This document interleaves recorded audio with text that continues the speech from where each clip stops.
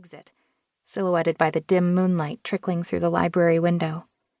He towered over her, though her 3-inch pumps boosted her to a respectable 5'7". She hated the way her chest clenched so close to him, glad for the moment she couldn't see how enticing he looked in a tuxedo. But he was one of those guys who looked hot in anything he wore, whether he was dressed in jeans and a t-shirt, with his muscles stretching the thin fabric, or draped in an expensive designer suit. "I was looking for you. I sent a text." "Sorry, I had my phone on silent during the party." She hoped he couldn't tell from the wobble in her voice she'd been crying. "Technically, I'm not working tonight." Her boss was driven and would probably work around the clock if he could. He even dictated to her while he was exercising in his private gym. Not that she minded the scenery. She must have done a poor job of hiding her frustration because his voice went contrite. "I'm sorry, Stephanie. I wanted your take on the reactions when I made the merger announcement.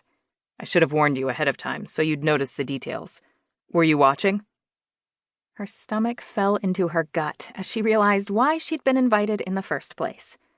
She'd been so thrilled to find her name on the exclusive guest list for the annual spring gala, thinking he was finally beginning to see her as more than an employee. He'd even insisted she buy a new dress at his expense. She'd purchased the exquisite designer gown with growing excitement, especially when he asked her to describe it to him in detail and suggested she come early to the party.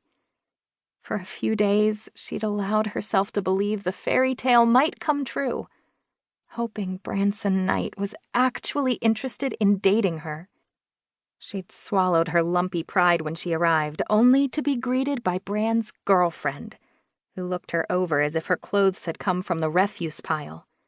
Karina was one of those girls, beautiful, rich, and successful. No doubt she'd been homecoming queen, head cheerleader, class president, and valedictorian. Only the remembered words of Steph's mama kept her from creating a Karina voodoo doll and sticking it with pins. "Now, Stephanie, don't judge people.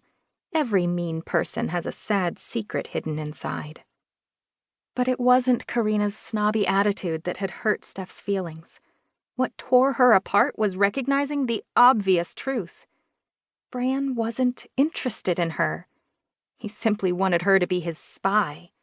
The new dress was only part of her disguise, because Branson assumed, correctly, she had nothing in her closet that would allow her to blend in with the other affluent guests. As usual, with Bran, it was strictly business. "I was watching. I paid attention, even though I didn't realize I was still on the clock." More perturbed by the second she couldn't resist a dig. "But which merger announcement were you referring to? Your takeover of Reston Incorporated, or your engagement to Karina Parker?" He seemed to wince, though the moonlight didn't illuminate his face clearly. She didn't need to see him. She knew his face by heart, from the arch of his brows to the angle of his carved jaw, which was smooth-shaven tonight, though his customary style sported a slight beard, one she thought made him look even more rugged and masculine. "The business announcement, of course. My engagement isn't important." "Not important? You're getting married, and you don't think that's going to impact your life?" His hand came up and pushed through his dark hair, leaving the ends sticking up like pieces of straw in his shadowed silhouette. She almost reached up to smooth them, but caught herself at the last second. His head was shaking slowly back and forth.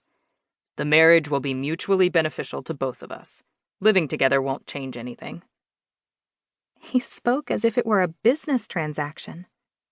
Her next words spilled out before she could stop them.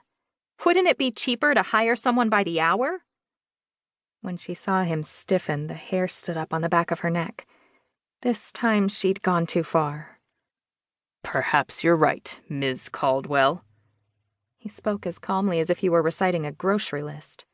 "Were you volunteering for the job? What are your hourly rates?" All the oxygen rushed out of the room, leaving her so lightheaded she had to grab the doorframe to stay upright. Her chin lifted as she glared at him, ineffectually. "You couldn't afford me, Mr. Knight."